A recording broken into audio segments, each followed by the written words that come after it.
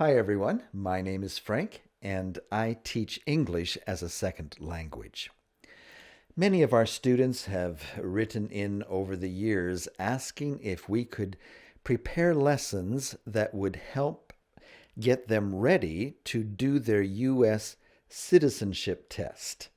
And so today we are working on 4 lessons that will help you with your 100 civic questions. We'll break it down into 4 lessons to make it shorter for you each time that you study. So we'll study 25 questions in each lesson. And then for those who might want to study while they sleep, what we'll do is we'll put all 4 of those lessons together into one so that you can play that one if you prefer. But for now, let's get started with question 1. What is the supreme law of the land? The Constitution. What does the Constitution do? Sets up the government, defines the government, protects basic rights of Americans. All 3 are correct. The idea of self-government is in the first 3 words of the Constitution. What are these words? We the people. What is an amendment? A change to the Constitution. What do we call the first 10 amendments to the Constitution? The Bill of Rights. What is one right or freedom from the First Amendment? Freedom of speech. Freedom of religion.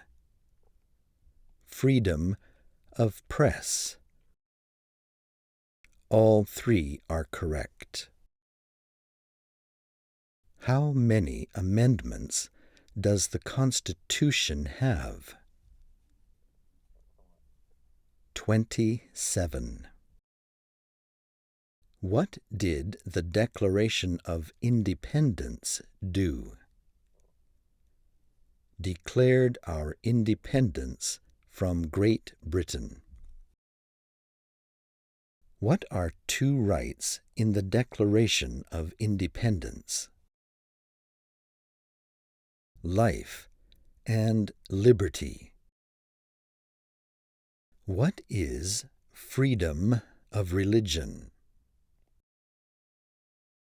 You can practice any religion or not practice a religion. What is the economic system in the United States? Market economy. What is the rule of law? Everyone must follow the law. Name one branch or part of the government. Congress. Now, in this lesson, we're only giving one right answer. There are, of course, others. But as long as you know one branch or part of the government, you will get this answer correct. And so we're just going to give you one so that you don't have to memorize more than one. Congress.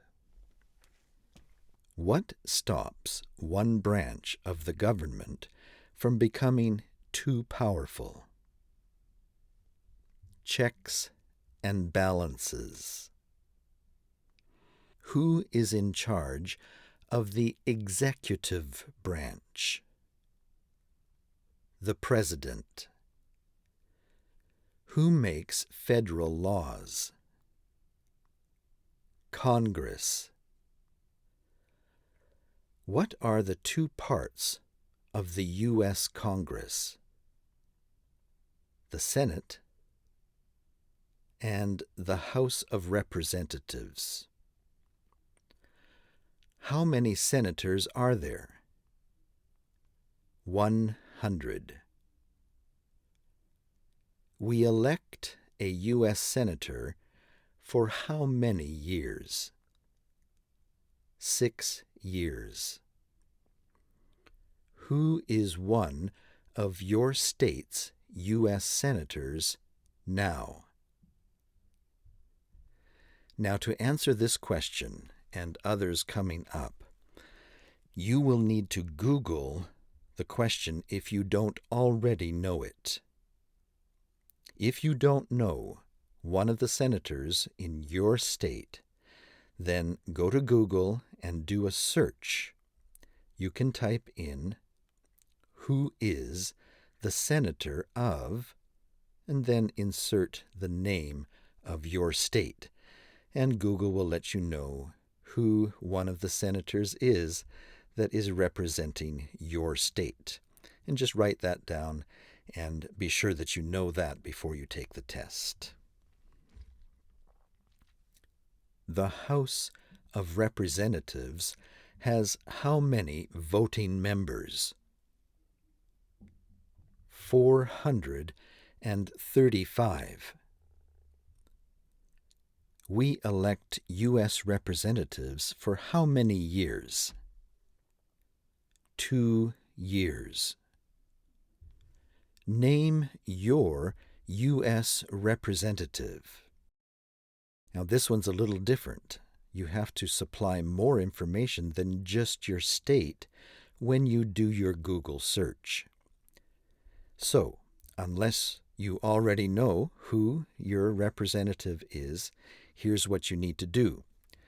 Go do a Google search, and you can see the question there that you can type in, "Who is the U.S. representative of," and then name your city that you're living in, comma, and then name your state. For example, who is the U.S. representative of San Jose, California? And then that Google return would be the name of the representative for that city in California. Who does a U.S. Senator represent?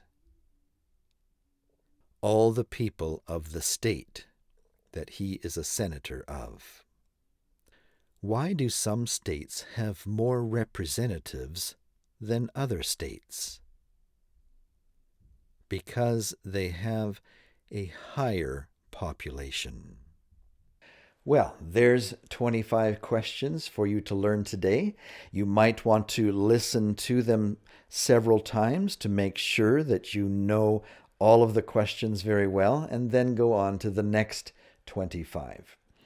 You probably notice that I am speaking very slowly and very clearly, and that's because many of our students are just learning English for the first time.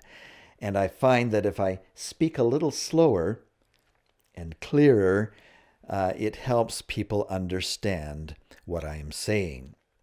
If you like this style of teaching, I want to invite you to come over to my YouTube channel where I teach English there. You can find me at Study English with Frank. And just type it into Google, and they'll give you a link there to get over to my YouTube channel. And once you've found it, go ahead and subscribe so that you will be notified each time I release a new lesson. I hope to see you over there. Study English with Frank. So long for today.